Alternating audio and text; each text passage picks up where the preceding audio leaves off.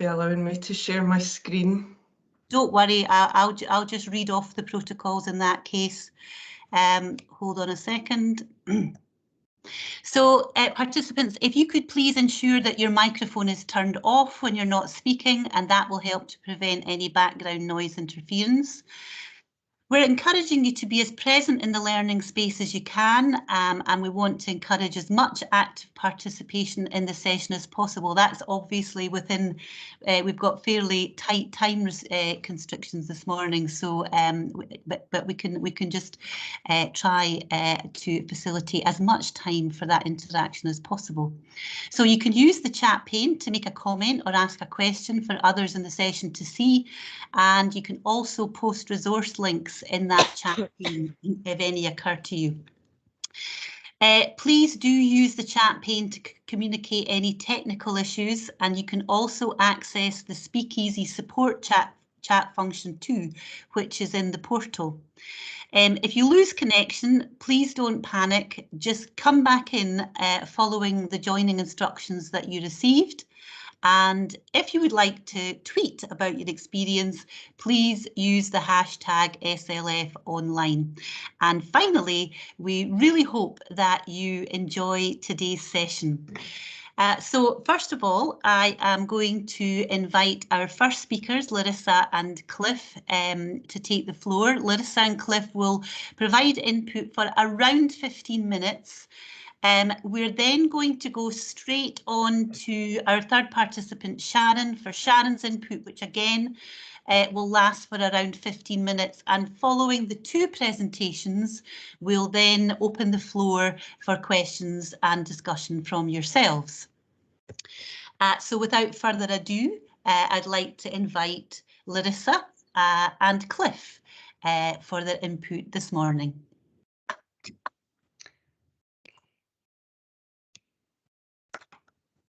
Thank you for that. I'm just going to check that this is sharing and that we can all see it.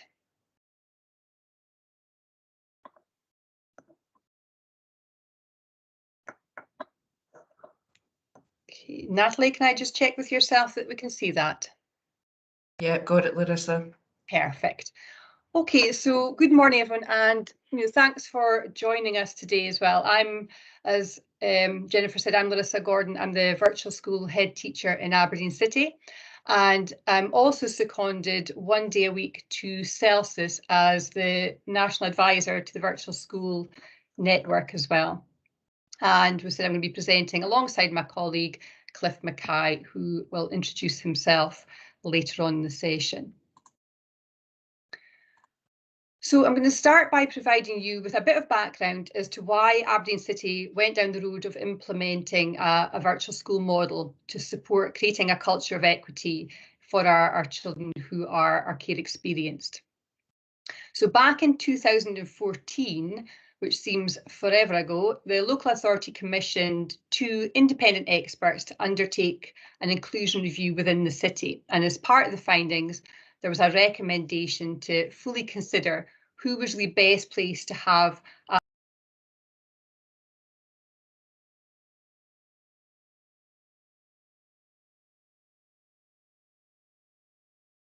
are looked after. So the virtual school has now been in place since December 2015. And the responsibilities of the virtual school, and specifically myself as the virtual school head teacher, it was that need to improve attainment, attendance, also the long-term outcomes of our children who are looked after. And again, that part is really key here. It's not that it just stops, when they move on from education. Again, I need to better understand, the vulnerabilities of our looked after children. So thinking there about some of the situations that they are within, no matter where they're educated. And again, for Aberdeen City, we have a number of our children who live out with the city and are educated with our local authorities. And there was a need for us to be better placed to be able to address any of those emerging patterns, ensuring that there was a key officer in the centre that had that oversight and was able to inform the work that was happening. And again, really trying to think about how we can better meet our corporate parent duties. So since the virtual school was established, there's been a significant amount of work undertaken to look at each of the points that were identified in the review. Now, the first image that I've got up there, I'm sure is not unfamiliar to, if not all of you, certainly the majority of you. So we recognise that symbolism there about the boxes, that provision of resources and support, and how we need to look to review how these are deployed to move from this idea of equality to equity. And we recognise that in order to do that, there's a real need to be working closely with parents, carers, school staff to support the understanding. But as we learn and share more of our knowledge about the importance of understanding that all behaviours communication and the impact of the lived experience of many of our children and young people, mindsets and attitudes are really shifting, some of which really have been fast-tracked in a sense as a result of the pandemic. So there's now more recognition that actually what we need to be doing is not only directing those resources to where they're needed, but we need to be removing those barriers in the first place. So really, taking away that fence that's there. So this really is about social justice and think about that. So the virtual school model supports that removal of barriers by working collaboratively with our multi-agency partners. And delighted to say there are now 16 local authorities who've adopted this model or similar. So that equates to about 68% of our children who are currently looked after having that support available within their local authority. And part of that collaboration in Aberdeen involves working alongside what we have in place as our hub provision, which has evolved from a necessity that came out of the pandemic.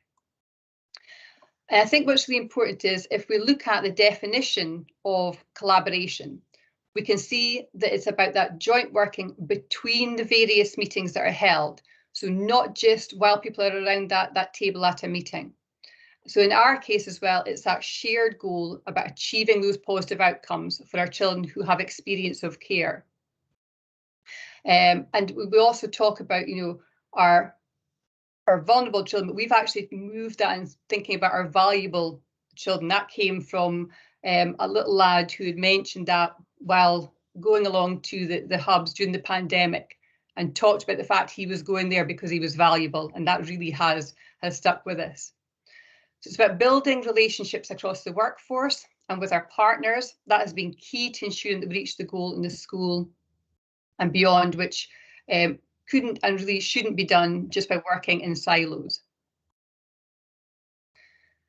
So corporate parenting as well. So for many of us, being a corporate parent gives us that shared goal that I mentioned there, and where we want the best for our children and young people, we've always got to keep it the centre in terms of what we're doing and really working in that relational way.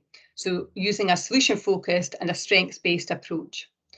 And just like parents, families, it takes everyone pulling together to get it right and provide those best opportunities for our young people. And you can see there that's key for all of us. All of us are corporate parents there.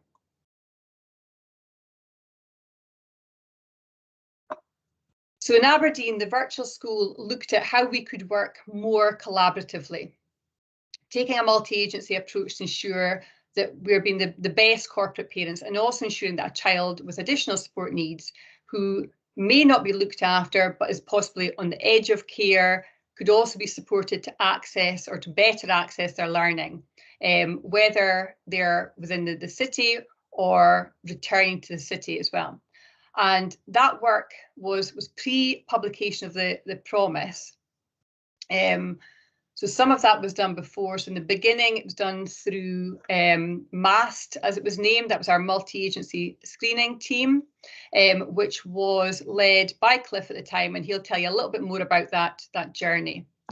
So in essence, as the virtual school head teacher, I was able to request assistance where I felt where a child or young person who needed more specialist level of support and required that multi-agency team to really, again, be working collaboratively and ongoing between those meetings. And there was an opportunity here to consider the data as well, and think about what are the recurring support needs for our population of children and young people, and what could we then do in terms of improvement planning. So that way of working was very much in the infancy, with lots of learning to be had when we sort of moved into the pandemic in March 2020. At that point, we really saw all agencies pull together. Barriers were removed, timescales that we knew before were removed. Everybody recognised the urgency and the sense of speed that 3 months, prior to the pandemic, we wouldn't have believed was possible. And that led to the birth of the hubs that Cliff is going to talk about in a bit more detail, as I said. And also, as you'll hear from Cliff, the work being done now is very much aligned to the promise, taking account of the 5 foundations, also addressing the 5 priority areas in Plan 21-24. So the successful nature of the hubs and the impact has meant now that we're in a position in Aberdeen. The virtual school team is also set to be expanded this academic session, so providing that greater capacity going forward, and it will very much be a multi-agency team.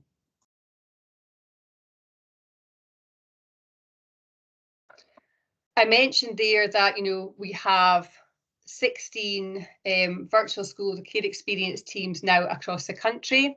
The information is available on the SLF website, so you can have a look there. It gives a little bit about each of the virtual school heads, where they are based.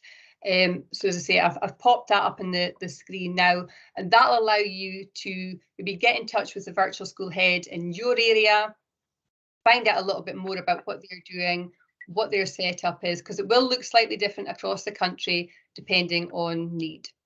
Okay, so I'm now going to hand over to Cliff, who will talk a little bit more about the evolution of the hubs and the collaborative nature of our work. Good morning, folks. As Larissa said, my name is Cliff Mackay, and I'm operational lead for education within the family wellbeing hubs in Aberdeen. I'm just really impressed. I've got a phone sitting here actually because I witter on forever, so I've got an alarm set to make sure I don't overtalk. And Larissa, you were bang on time. She's so precise with everything, but we're opposites attract. The hubs that were established in Aberdeen during the pandemic, there were 7 in total that were established, but 3 of which were actually really designed to cater for children who really needed eyes on. So those were actually mostly run by volunteers from education, social work, and a number of other departments and agencies that very much kind of set up under the kind of leadership of Barry Shewan, who is a great unsung hero of actually what was done during the pandemic to actually lead us to where we are just now. She's one of these people who's very kind of, she doesn't actually bang her drum, but we do that on her behalf, because what she did was really remarkable in a very short space of time. So basically, it was a rich collaboration between social work and education, but really promoted that multi-agency working for a group of children. There were no more than 15 children in a hub at any one time, but those hubs were kind of structured into teaching input, into actual physical activities, into craft activities, into sport, into play, and to have been an observer. I actually returned from being off work during this period, and I came back as an observer to this, and it was really inspiring stuff. It was also picked up on by Education Scotland, who came to visit at the time. Children and families would not have known who was a teacher, who was a social worker, who was a family resource worker, who was a wellbeing worker, who was a whatever. Everybody actually was there because they just felt it was the right thing to do, and the relationships that children and young people actually created with those members of staff was really, really rich and powerful, and you can see the promise for that. Okay, Larissa, next slide. However, the now and then of the hubs is that initial model of hubs is entirely different in terms of its functioning and its structure, but the ethos is the same. That's caused some confusion. We're just at the point of a 10-month evaluation, and we're still suffering a wee bit from people not understanding that this isn't for 15 children at a time to be bussed to the hub to spend half of their day there. What the hubs are now, it sparked an interest and a passion from the top to the bottom. That has brought in a very, very much more strategic multi-agency model that we've all wanted for so many years. And it's manna from heaven for us to actually finally see this being invested in so heavily. So our partners at Children First bring significant resource to what we're able to offer in the city now. And obviously that comes at at cost and review, and that's why we are so heavily involved in that evaluation process with those partners. We also have leads from NHS, and the lead health visitor is actually our NHS contact. We have school nurses, we have CAMs actually who attend our huddles twice monthly. We've got community learning, access to all of the rich resources that previously would have been quite separate from ourselves. Family learning, adult learning, youth work, the list is there. It absolutely covers the vast majority of support agencies in Aberdeen, but it's a one-stop shop. The request for assistance process means that you can access pretty much any of these, but bar like the likes of CAM's clinical input, you can access these services by the request for assistance process in the city. I'm looking at my clock, it's ticking very fast. Larissa, next slide, please. 2 minutes remaining, Cliff. I'm on it. In terms of like the range of services that are aligned to the hubs, education, we've come from a number of teams actually in existence in the city, but we've been merged to be the FitLike Education Hubs team. So we sit across the whole continuum, including supporting the virtual school. Next slide, Larissa. This is just a simple illustration of where we sit, and as part of the evaluation process, I've really been raising that we need to look again at further modifications as to how we make sure that we meet all of the needs that are placed upon us. As you can see there, our education team is made up of wellbeing workers, PSAs and teachers. That's my alarm. As I say, so we're for early intervention and prevention all the way up to specialist input. So, oops. So we sit across that continuum, but a significant part of our work, as we say, is right there in the middle with Larissa, previously in MAST, but currently through the FitLike Wellbeing Hubs. So we're old partners, but we're under new names and new systems just now. Thank you very much, Cliff. Is that you finished now? I'll stop there because Just you know what happens when I carry on. That's great. Well, thank you very much both to Cliff and to Larissa this morning, and just reminding participants that you will have an opportunity to engage with both Larissa and Cliff following our next presentation. And I would now just like to invite Sharon McGee from the City of Edinburgh Council to come in for Sharon's contribution to this morning.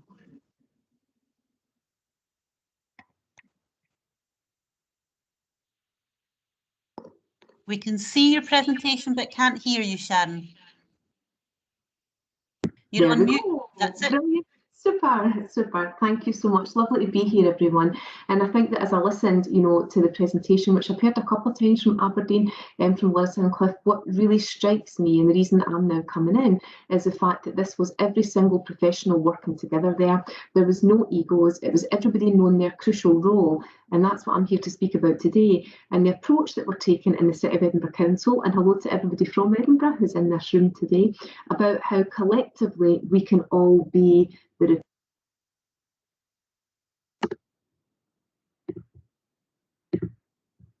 we know that the promise says this. We know that the promise really focuses in on workforce support. And there's a lovely quote that my friends in Glasgow use quite a lot about how we need to hold the hands of the people who are holding the hands of the children. And it's absolutely crucial, actually, that we all recognise our role, that we feel valued, that we are encouraged, and that we have very supportive relationships where we recognise that some of the really complex situations that we're dealing with, that the impact that we can have on them is absolutely crucial. So we know that every single one of us, when we feel, we all react, and that's what happens to us as humans. And we know that actually some of the feelings that we have are incredibly deep, and some of the reactions that we have are incredibly visceral, and some of the reactions that we have are outward reactions. So I'm going to show you something which has an internal reaction for me. So have a look at this. This guy is Alex Honnold. He is something called a free climber, and you will notice if you look a wee bit closely that he has no ropes. There is no harness, there are no ropes, and this is what he does as a profession. He climbs these huge, like thousands of feet mountains and cliffs. Look at that. Now, I can't even look at the screen when I'm looking at that, and I remember going to the cinema to see this documentary about him, and I won't tell you what happens or how it ends, but I was literally one of these people who was sitting behind my hands, and at some points I kind of let out a yelp and a scream. And all of us will have reactions like that and things that cause us to fear and things that cause us to worry. This year, many of you will know, is Ben Lomond, and Ben Lomond is the most southerly Munro in Scotland. And my granny, who I grew up with, used to be able to see the top of Ben Lomond from her kitchen window in Port Glasgow. And so when she died, we took her ashes and we scattered some of them at the top of Ben Lomond. And every year, I encourage lots of my friends to come up to Ben Lomond to say hello to Old Aggie. I can't go up the top. I can't get myself to the cairn. And even though there's a really emotional reason why I want to go there, as soon as I get to that probably last 10 metres at the top, I have that internal feeling. So what I want you to think about just for a wee second is something that makes you feel just a wee bit scared, something that you didn't like. Don't linger with this. Something where you feel, do you know what, that bubbling or that kind of wee sweaty palms or something that makes you kind of breathe a little bit deeper. And then what I want you to think about is this quote. Listen to this. If you're scared of something, really scared, what do you do? Say, for example, you have a phobia of spiders and one suddenly appears. What happens? You might freeze, you might feel panicky, you might try to run away, you might even kill it, which I'm not advocating here that you kill spiders, but you can't think straight. You might keep a very close eye on that spider so you know where it is at all times. And Sarah Dillon said this. She said, well, I feel that way about adults. Adults my trauma, and every time I was moved, I had a new spider to get. And so it's a very, very difficult idea and concept. Sharon, your sound's coming and going a bit. Sorry, is that any better? I think it's when you're moving. So okay, at the side. Okay, sorry, Jennifer. Yeah, sorry everybody, I've got two screens here. It's very difficult to see things on one screen. So let me repeat that little bit there. Again, what Sarah Dillon is doing in that analogy is she's saying that actually comparing it to spiders, that for her, adults were the source of her trauma and phobia. And that's a very difficult message for us as adults to actually kind of recognise and realise sometimes that children, the very children who we're working with, can feel scared of us, because actually the people who should have cared for them, the people who should have been there for them, are the people who they've had maltreatment at the hands of, and that can be very difficult. So in Edinburgh, our approach over the next 3 years is this. It's about that whole theme, Scotland's ambition for children and young people, about the promise where we want them to grow up to be loved, safe and respected, incredibly important. But also the message that goes across is this, that when a child or young person, all of us need this, is angry, they need to be taken seriously. So if something happens and John Lewis don't order or deliver your washing machine, you need to be taken seriously. Or if they take your washing machine and deliver it to the curbside and don't bring it up 2 flights of stairs, you need to be taken seriously. When you're sad, all of us will have friends and people that we care about who can be there for us, who can listen to us and who can put that arm around us. If you're scared like that spider, you need that reassurance and that security of those safe boundaries. But also when something exciting happens to you, then you need to have that shared delight. You need someone to be there for you, someone to laugh with you, to smile with you, to praise you and say, I can't believe you did that. That was absolutely wonderful. And so in some schools in Edinburgh, I'm taking this forward at the moment, where we're really looking at our emotional attunement and actually the fact that as adults, remaining in that adult ego state, this is how we should be responding to our children and young people. And this is a message that we're getting across, and we're absolutely delighted to be working with Who Cares Scotland at the moment with our Communities at Care project.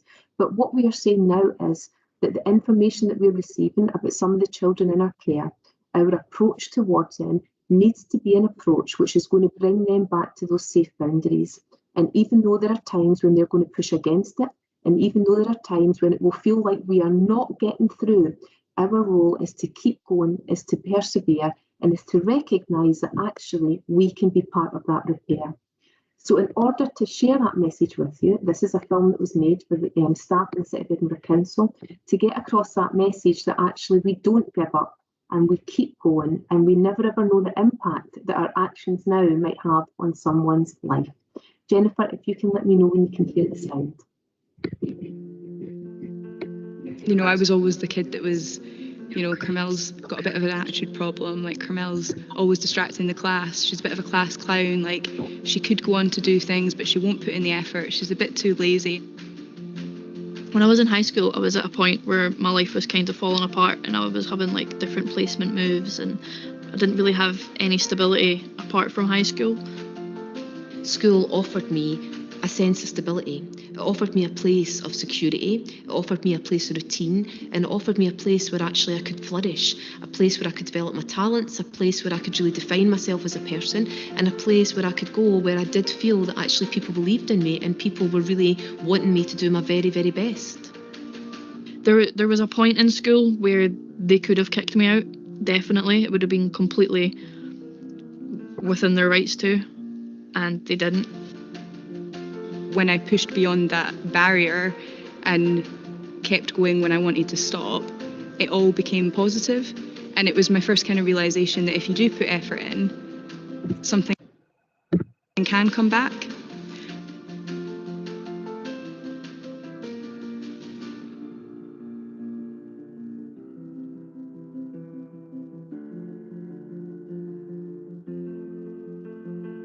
Straight from birth, I was in care, and I was in kinship care, which meant that I was placed with my granny. And I loved my granny very much, and there was lots of wonderful things about my relationship with her. But as I grew up, I realised that actually my family situation was very different. I started to recognise that other children didn't have visits from social workers. Other children didn't have to go for medicals. Other children didn't have supervised contact with their mum. And so gradually, as I got older and older, I did start to realise that I was very different. When I was in school, I really enjoyed music lessons, and when I was in first year, I learned how to play the flute. However, in order to continue, I needed my own instrument, and that wasn't something that was going to happen. But a music teacher recognised my talent, and she recognised that in order for me to continue and progress, I needed my own instrument. And unbeknown to me, she had contacted my social worker, who turned up at school one day, took me in his car, took me to the local music shop and bought me a flute. And that flute I still use today. There are times when I'm taking my flute out that I'm reminded of the kindness of that social worker and the kindness of that music teacher and the impact that they had in my life. And when I'm playing in my orchestra, I'm reminded that the reason that I'm there and the reason that I'm playing my flute is because two people saw a talent in me and because two people were willing to invest in me, and that's incredibly important. From the age of 3, I was placed in kinship care with my maternal grandmother. I didn't have any other friends at school who were care experienced or who lived outside of their parents' care. So yeah, there definitely was that sense of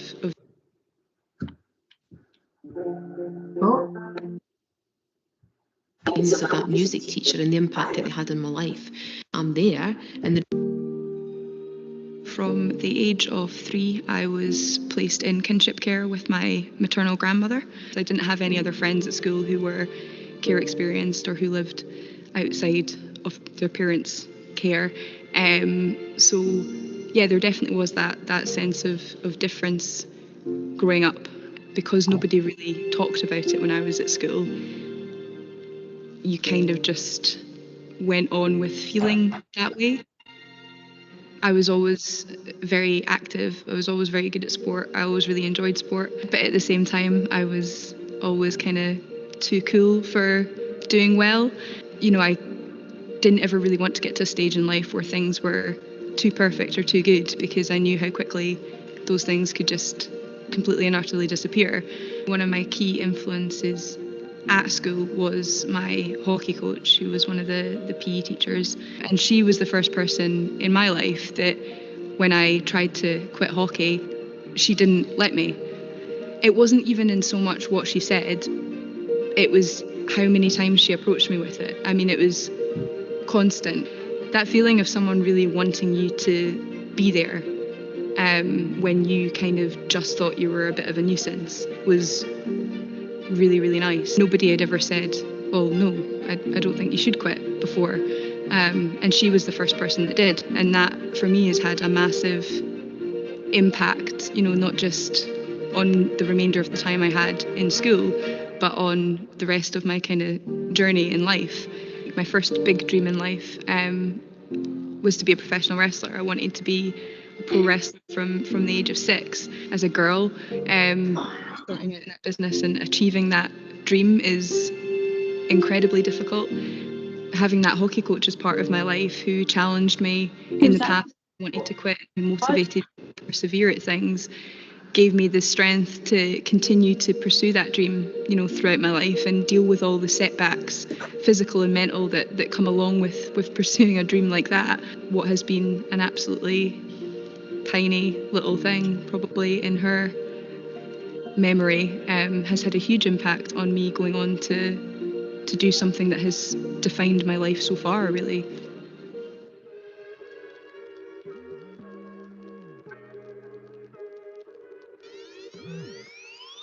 When I was in high school, I was at a point where my life was kind of falling apart, and I was having like different placement moves, and I didn't really have any stability apart from high school.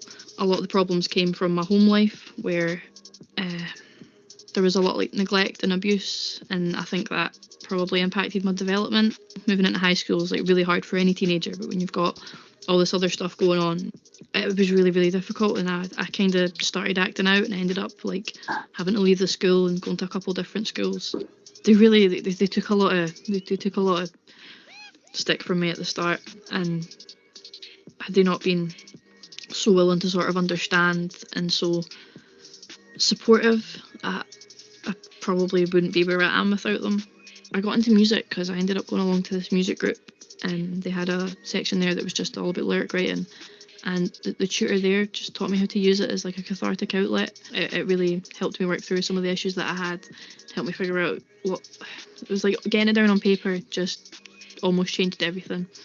I think without music, I probably would have been in a very different situation right now. It gave me something to do. It was like another path to take rather than going down the one that a lot of people said that I was going to end up going down. Now, like, you know, I'm sitting in a music studio where I work, where I've got like a regular job, and I don't know if I'd have made it to this point without the support of my school. So for me, one of the things that staff can do is to ensure that they listen to young people and that they take their concerns and their views seriously, and ensure that that child or young person knows that their views have been acted upon. Because what that will mean is that children and young people will share whatever is worrying them. And for me growing up, there were lots of times where I did share information with people and it wasn't acted upon and it wasn't taken seriously. And then it meant when those concerns became more significant or more serious, I didn't share. You know, kids go into care through absolutely no fault of their own. It's not a choice that you make to grow up without your parents or away from your parents or require support from the authority to live at home with your parents. You don't ask for any of that. And our role as corporate parents is to take accountability for some of that.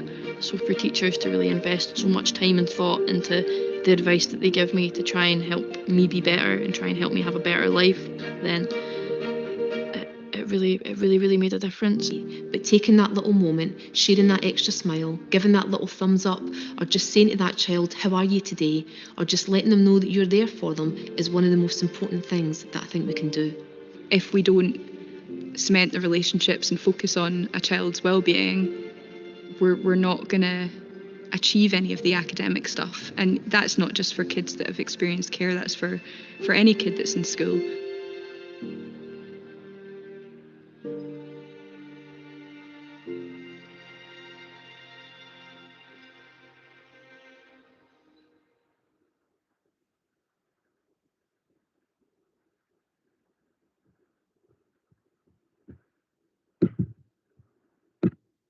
So that's me finished, Jennifer. So I'll stop presenting and then hand that back over to you.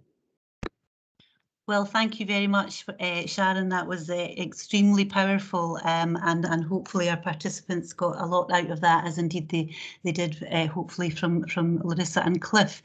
So, folks, we now have a gigantic 7 or 8 minutes for discussion and questions. So it would be really good to actually make the most of that time. So it's actually now over to the floor. And anyone, any of our participants this morning who have got any questions that they would like to raise with any of our 3 presenters this morning. So over to you, folks.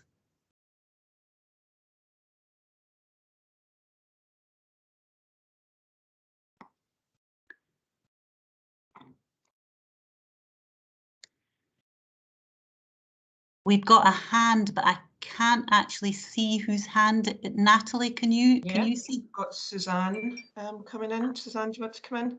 Hi there, hope you can hear me. Just really to thank you for that. Really powerful. I enjoyed the video. If possible, I see quite a lot of chats saying, you know, can we share the video? If we could have that, that would be great. I also made a comment there about how nowadays you can really see the difference between social work and education working together.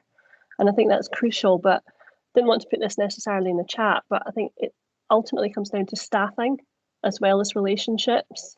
We're very lucky that we have a really good relationship with social work here, but we're on the Isle of Barra and we don't have a social worker on the island as such. So we have to have that good relationship. But that, that's something that I've seen evolving over the years. Thank you. Thank you for that, Sharon, Suzanne, rather. Natalie, I'm actually not able to access the chat function at all at the moment.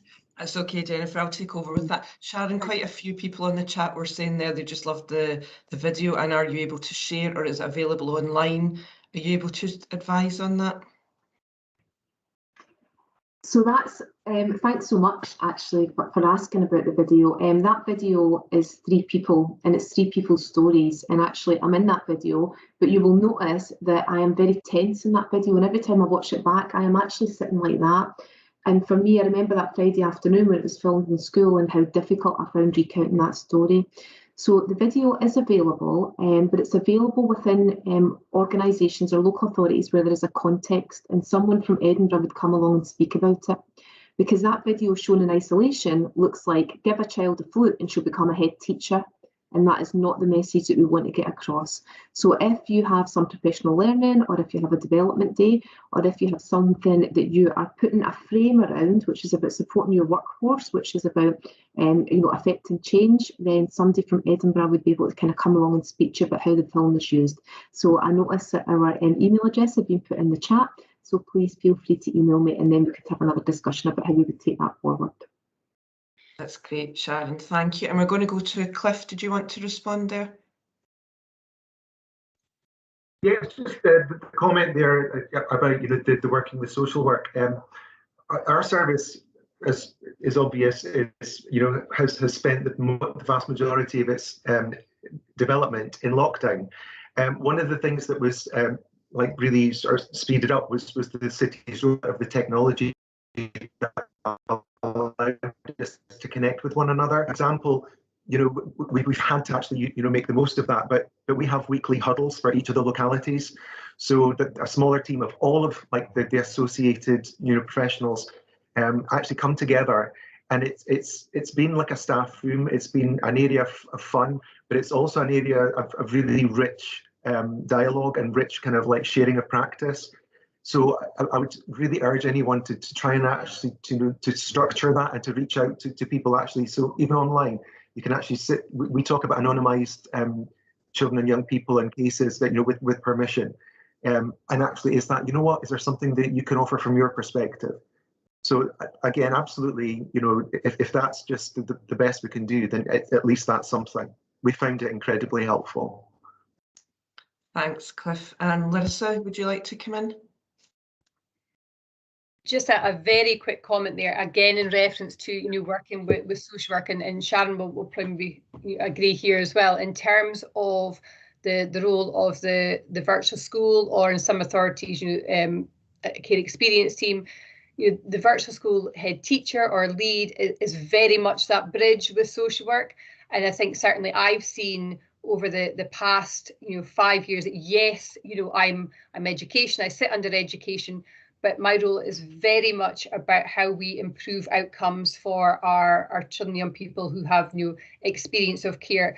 And what it does is it builds confidence for social work as well, to see that I'm equally there to support them, to support schools, because it is about all of us coming together. So I really would urge you to have a look on the Celsius website, to see if you have got somebody there, or try and identify a lead within your local authority. It might not be a virtual school or a care experience team, but hopefully somebody has that lead in terms of that collaborative work and building those relationships, because it is so key to be having our social workers on board with this as well. Thanks for that, Larissa. Now, Natalie, I'm thinking there are actually only 2 minutes left, so I think we probably don't, unfortunately, have time for any further questions. But I would like to say a huge thank you to our 3 presenters this morning, to Sharon, to Larissa and Cliff. And I'd also like to thank all of our participants. Thank you very much indeed. It's just disappointing we didn't have a bit more time for questions. However, as Natalie has posted in the chat pane, please do feel free to email any of our presenters this morning with any questions that you have, and I'm sure that they will be more than happy to get back to you. So thank you very much, everybody. I hope that you got a lot out of this morning, and I hope that the rest of your day is very interesting, and if you're fortunate enough to be able to engage with any further Learning Festival sessions, I hope that you really enjoy them. Thank you very much, everyone.